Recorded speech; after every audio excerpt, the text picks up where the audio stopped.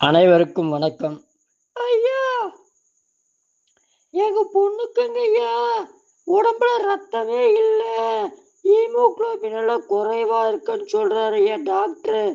அதுக்கு நீங்க 3 மாசம் மருந்து எடுக்கணும்னு சொல்றாருங்க ஐயா. எனக்கு அதுல உடன்பாடு இல்லைங்க ஐயா. நீங்க ஏதாவது சொல்லுங்க ஐயா. நல்லது, நல்லது, நல்லது. இது ரத்தச்சோகைன்னு சொல்லுவோம். ரத்தச்சோகை, ரத்தம் இல்லாம இருந்தா ரத்தச்சோகை ரொம்ப பலகீனமெல்லாம் கம்மியாயிரும். இவங்க ஒண்ணும் செய்ய வேண்டாங்க. டெய்லி பாருங்க.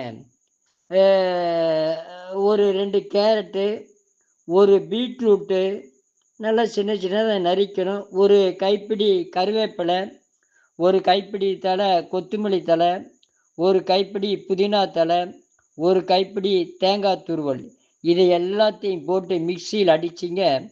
ஒரு நல்லா புழிஞ்சுக்கணும். வெள்ளை துணி போட்டு, பருத்தி துணி போட்டு நல்லா புழிஞ்சு வடித்து, அதைய காலையில் தினந்தோறும் ஒரு டம்ளர் சாப்பிட்டு வந்தாங்கன்னா ரத்தம் நல்லா ஊறும்.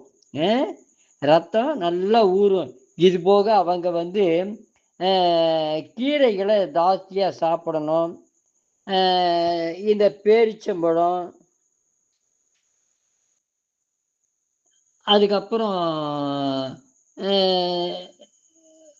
கம்பு, ராகி, கோதுமை, இந்த மொச்சப்பருப்பு, இந்த பருப்பு நம்ம வறுத்து தான் பயன்படுத்தணும். சும்மா அப்படியே போட்டால் வாய்வு ஏறிக்கும். இது எல்லாம் சாப்பிட்டாங்கன்னா நல்லா இருக்கும். அதுபோக நாளைக்கு சொல்கிறேனே வேறு நல்லதா. வாழ்க வளர்க உயர்க. நன்றி, வணக்கம்.